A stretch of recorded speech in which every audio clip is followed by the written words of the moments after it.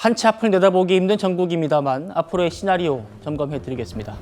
윤 대변인님, 먼저 이겁니다. 헌법재판관 임명을 거부했을 때 지금 야당이 들으신 것처럼 최대행 등 그리고 국무위원들 줄 탄핵을 예고한 상태입니다.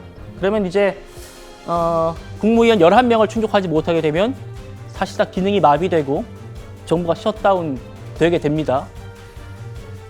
민주당의 얘기 어떻게 들리십니까?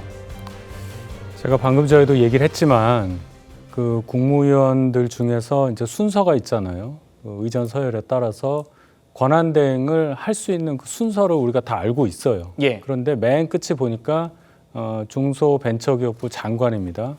그 장관까지 갈 때까지 헌법재판관 임명에 관해서 동일한 의견을 계속 고수한다. 여러 명의 장관들이 대행을 맡았을 때 얘기입니다.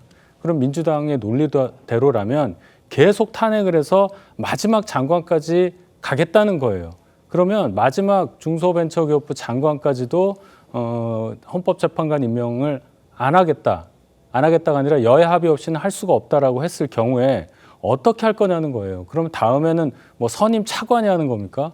거기에 대해서 법 규정이 어떻게 되는지까지 저희는 알 수 없어요. 그래서 민주당이 이렇게 계속 탄핵이라는 이 하나의 수단을 가지고 이렇게까지 정부를 무능력하게 만드는 게 맞느냐는 생각을 먼저 해야 하는데 계속적으로 김민석 최고위원 말처럼 따박따박이라는 단어까지 쓰면서 우리는 무서울 거 없다 이렇게 얘기하고 있는 현실, 이것을 우리가 돌아봐야 한다는 겁니다. 지금 헌법재판관 임명을 안 하겠다는 게 아니에요.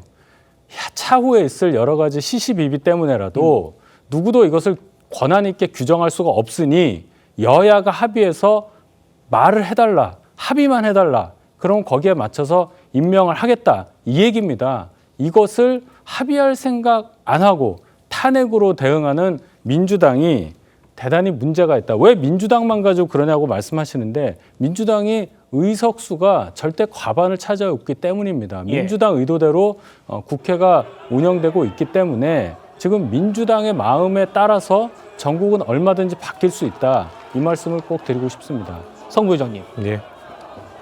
김민석 최고가 따박따박 탄핵하겠다 이렇게 얘기했고요. 장경태 의원이 여러 명의 국회의원을 함께 탄핵시켜야 된다 이렇게 얘기했어요. 얼마 전에 노종면 원내대변인이 비슷한 얘기를 했을 때 그게 개인 의견이다 이렇게 하지 않았습니까? 이젠 김민석 최고 지도부까지 사실상 무정부 상태를 공언하는 겁니까? 전 그건 동의하지 않고요. 전 개인적 의견임을 전제로 말씀드리면은 따박따박 전부 탄핵을 할 수는 없을 겁니다. 뭐 헌법재판관 임명을 안 하면 탄핵하겠다고 말을 하고 있지만 사실상 지금 한덕수 그 국무총리에 대한 탄핵 소추도 결국 명분은 이 비상계엄과 관련된 이 내란죄와 관련된 이 그 가담 혐의가 주요한 인물하고 저는 탄핵 소추의 원인이라고 생각하거든요. 근데 최상목 경제부총리와 한덕수 국무총리의 또 그 국무위 회의에서의 또 역할이 좀 다릅니다. 한덕수 국무총리 같은 경우는 이 헌법적 그 법적 절차를 보완하기 위해서 국무회의를 열어야 된다고 조언했다고 지금 알려지고 있는 상황이기 때문에 단순히 가서 반대를 그 국무위원장이 유일하게 반대를 강하게 표명했다는 최상목 경제부총리와는 좀 결이 좀 다르다고 생각하고 있고, 만약에 그 다음 단계로 넘어간다고 할 경우 그 이주호 교육부 총리 아닙니까? 이주호 교육부 총리 같은 경우는 비상계엄 그 전에 있었던 국무회의에 참석하지 않았습니다. 아예 통보를 받지 못했다고 지금 입장을 표명했기 때문에 제가 봤을 때는 명분이 부족하다. 그렇기 때문에 탄핵 소추를 헌법재판관 임명 안 했다는 것만으로 이주호 경제부총리까지 하게 되는 건 좀 무리수라고 보기 때문에 제 생각에는 이주호 경제부총리에서 멈출 거라고 생각을 하고 있고요. 저거는 글쎄요, 김민석 최고위원도 뭐 당의 당론으로 말한 것이 아니기 때문에 저는 글쎄요, 개인적으로 김민석 최고위원이 지도부 안에서 좀 강성이시기 때문에 그런 발언을 하셨을 거라 말씀을 드리는데, 근데 저희가 되묻고 싶은 거는 그러면은 이거를 정치적으로 풀자는데 뭘 협의를 하자는 겁니까?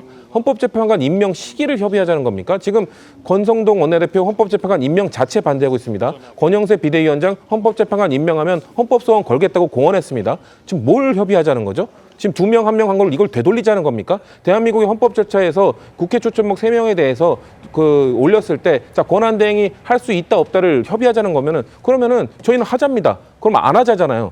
하지 말자는 거잖아요. 헌법 소원까지 걸겠다잖아요. 그럼 어떤 협의를 하자는 거죠? 그럼 국민의힘에서는 협의를 해주는 대신 통과를 그 권한대행의 임명을 동의해주는 대신에 뭐 거기에 뭐 정치적 협상 딜을 걸 겁니까? 지금 이게 그럴 문제입니까? 대한민국 국민들을 위해서 어떻게든 헌법재판관 임명을 빨리 해야 되는 건데 대체 무슨 협상을 하자는 건지 뭐 시기의 협상을 얘기하는 겁니까? 이재명 대표의 재판 뭐 사법 리스크가 있으니까 2달 뒤에 임명하자 이런 얘기를 하고 싶은 겁니까? 그런 협상안을 국민 앞에 내놨을 때 국민이 어떻게 바라볼지를 생각하시고 협상안이 있으시면 미리 얘기하라는 겁니다. 그러면은 우리 국민의힘에서는 끝까지 반대할 거다라고 얘기하는 건지 그러면서 헌법재판소의 권한을 정지시키겠다는 건지 아니면 어느 시기까지는 반대하다가 어느 시기 이후에 우리는 동의하겠다는 건지 대안도 없으면서 민주당에게만 책임을 돌리는 것이 전 잘못됐다는 겁니다. 알겠습니다. 자, 반론은 송 대변께 여쭤보죠. 지금 김민석 최고위원이 따박따박 국무위원들 다 탄핵시키겠다 이렇게 얘기하고 있는데 합리적이라고 저는 생각하고 그렇게 평가받는 우리 성치은 부의장도